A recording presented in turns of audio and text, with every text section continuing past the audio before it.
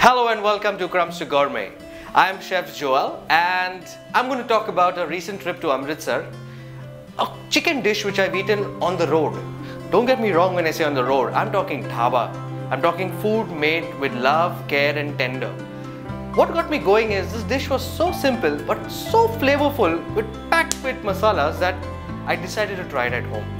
So I'm going to show you restaurant style dhaba chicken made right at home. You want to know more? Come and join me.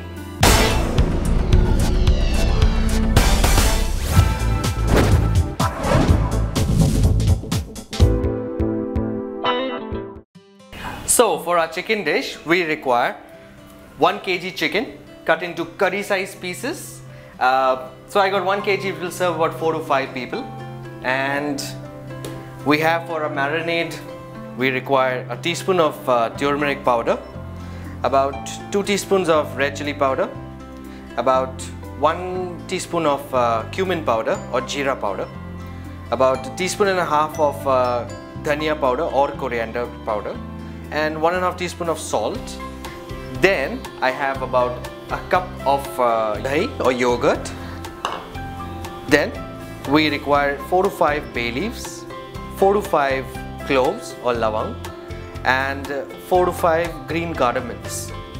After that, I'm also using a pinch of turmeric again for my gravy, kasuri methi, typical Punjabi style, and about 1.5 teaspoons of Punjabi garam masala.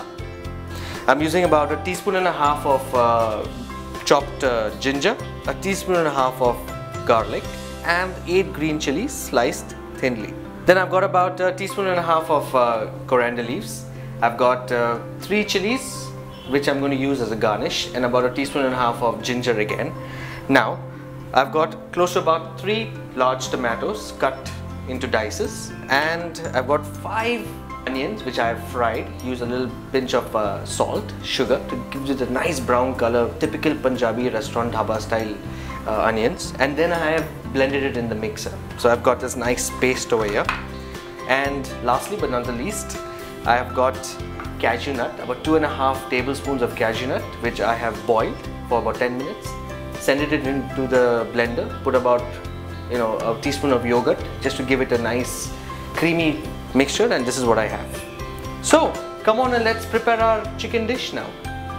So to make the marination, we're going to be adding about 1.25 cup of yogurt. Then I will use about a teaspoon of turmeric, 2 teaspoons of red chilli powder,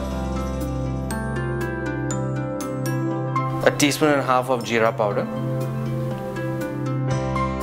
1.5 teaspoon of coriander or dhaniya powder, and lastly salt. So salt is again 1.5 teaspoon I'm using. Now I'm going to give it a nice stir. So we're going to be mixing our yogurt mixture, basically our marinade. Marinades, it being chicken, lamb, paneer, it sucks in the marinade, thus improving the quality of food and thus improving the moisture within the food. See the nice colors it's taking on? Wow, brilliant. Okay, so I've got a nice marinade, nice creamy mixture out here, and I think I'm ready to put my chicken into the marinade.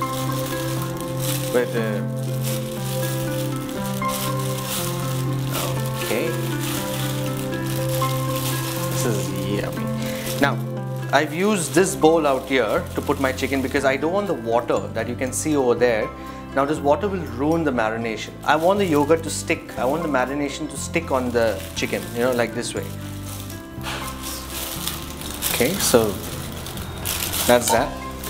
Now dig in. Yeah, we're just massaging the chicken, yes. And the more you massage the chicken, the more better the marinade seeps into it and the more tasty your dish becomes. So I can already smell the sourness of the masala. Okay. Now I'm going to keep this aside for about 10 to 15 minutes while we build on the other flavor profile. So I'm going to start making the gravy dish now. So come on. Get my dish in place. So I'll be using around 6 tablespoons of oil. Now a reason I could use ghee, which is basically a very North Indian, very Punjabi kind of style of cooking. It's basically ghee, onions, garlic, ginger. These are the 4 major profile flavors that in all North Indian dishes. So I'll be using oil today, and I'll be putting in about 6 tablespoons of oil.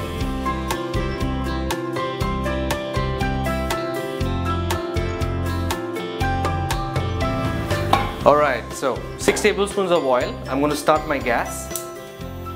So while the oil heats up, we just like to talk a little bit about this onion paste that I've made. Now, generally, if you see any North Indian recipe, it will always call for chop onions. You chop onions, you put it in your oil, you fry it till it becomes golden brown. But nobody tells you that to fry it, to become golden brown, it takes close to about 15-20 minutes. Why waste time? It's so simple. Fry your onions with a little oil, salt, sugar. We're just talking about teaspoon. Get the moisture out with the salt. Get the caramelization going on with the sugar. And once it becomes dark brown, which happens much faster in a frying pan, in an omelette pan, send it into a blender once it's cool, and this is what you get. You're looking at 5 to 6 minutes of getting your onions, cooked. So you just get the raw taste of the onions out, and you can go on. So this is a very nice tip that you could use in home cooking. Okay, so what I'll do first is I'm going to flavor my oil with a little bit of whole garam masalas, 4 to 5 bay leaves, about 5 cardamoms, and about 5 cloves. Now I just need it till the fragrance comes up, and as soon as you get the fragrance, you send in your onion paste into the oil. Okay, just give it a good stir. Now my flame is on low. You can increase the flame just a bit. So my garam masala will take close to about 30 seconds max. So now the onions, okay? Alright. So I'm doing it with a ladle because the oil is hot, the onions are a little cold, there could be a little moisture, you might just burn your hand. So just to be sure, I'm going to take it like this way. It's so simple, yeah? Now we need to mix our onions. My onion paste has started to cook because remember I've already cooked it in advance in oil, salt, sugar, blended it and got it over here. So I'm saving time here. So you could actually make an onion paste, put it in a jar, send it in your fridge. It will stay for about a week. And you don't have time, take about 2 tablespoons, put it in your gravy, send in your paneer, vegetables, and voila, you have restaurant quality food right at home. Why order? So this will take about just about 30, maybe about a minute and a half, just to get all the flavors combined. The oil has to kind of start seeping it into the onions. And once that is done, I will add my garlic next. So my garlic and ginger will be the next ingredient that I'll be adding to my dish.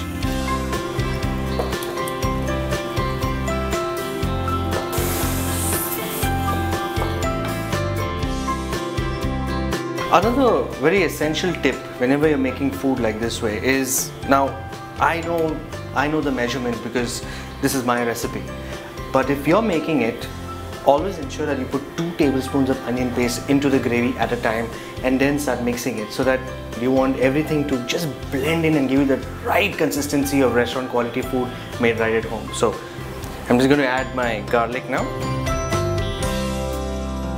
So about 1.5 teaspoons of ginger. I love ginger in my food, man. You have to ensure that the ginger and the garlic are cooked, so this will take about a minute or minute and a half tops. Next is our 3 large tomatoes, which I'm going to be putting inside this masala. And so we're using about 8 green chillies. See, it's so nicely slit lengthwise. This is my masala. The last thing I need to put in my masala is a little turmeric powder, which I'm just going to be using about 1 teaspoon of turmeric powder. Yep.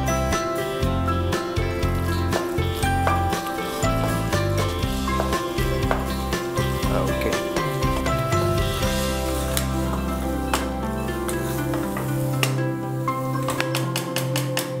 Do you know how to know when your masala is ready? Do you know what are the key factors, the signs in your masala? Well, I'm sure you do. But if you don't know, well, you have to identify the tomato. Once the tomato skin starts peeling back, you know your masala is cooked, and you can then go ahead and put the next ingredient.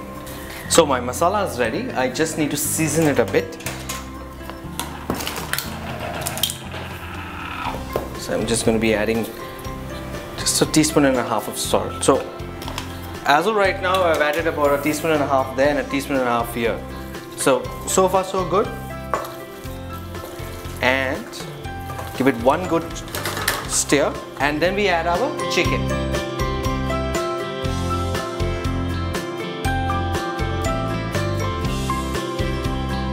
Our chicken is gone inside the masala, and I'm going to fold everything in so that, you know, all the masala, the marinade all combines and become one beautiful dish.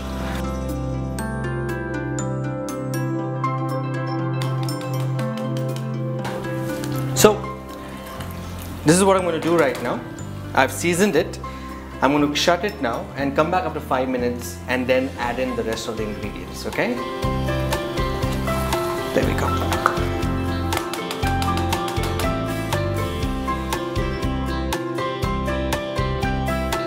I've given it 10 minutes on low flame, so just let all the masalas amalgamate, mix with one another, and I'm about to open this lid now and see how our chicken is doing. So here we go. Wow, look at that. Now what I need to do is I have to add the garam masala, which is it's a Punjabi traditional garam masala. Now remember, what I would suggest is you add about a teaspoon first, taste, because if you add a little more than necessary, your dish is going to get bitter, and you don't want that to happen, right? So now I'm just going to sprinkle it like this way. Okay, so just give it a good stir after putting your garam masala into the... So more or less your chicken is about, you know, 85-90% cooked. It's just the last bit that is required. So I'll show you how to identify if the chicken has been cooked or not, but I give it another 2 or 3 minutes tops for this dish to be ready. Okay. So what I'm going to do is I'm going to just cover this again for 2 minutes, and after that I have to put my kasuri methi and finally our cashew paste. That's it.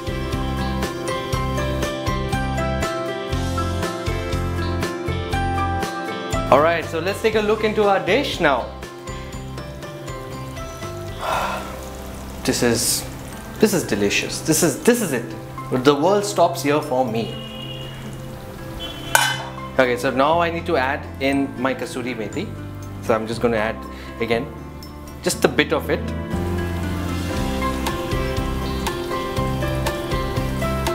As I said, this is about 2.5 tablespoons of cashew, but I'm going to add it 1 teaspoon at a time, just so that, you know, I don't want it to...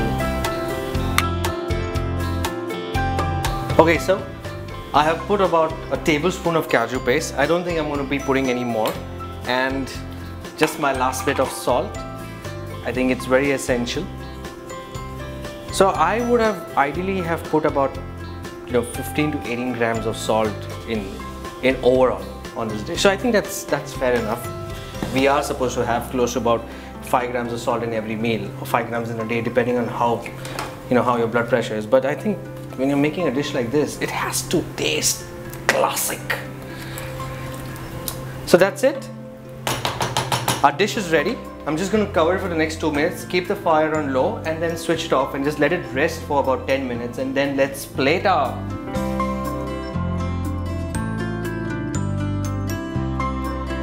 Okay. Wow. The chicken is ready.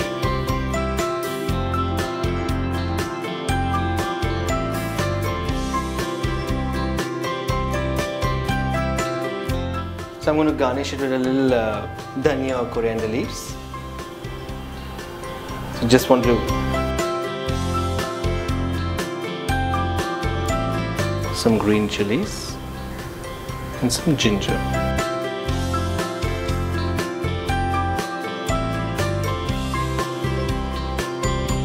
So guys, if you like this recipe, my home style, dhaba style, restaurant quality chicken that I made today, then subscribe to India Food Network. And if you have any views or feedback, send in your feedback. And if you have a recipe that you want me to try, send in your recipe. I'm waiting. We've got loads more for you, so subscribe to this channel and ping us at food@pingnetwork.in to tell us what you would like to see here.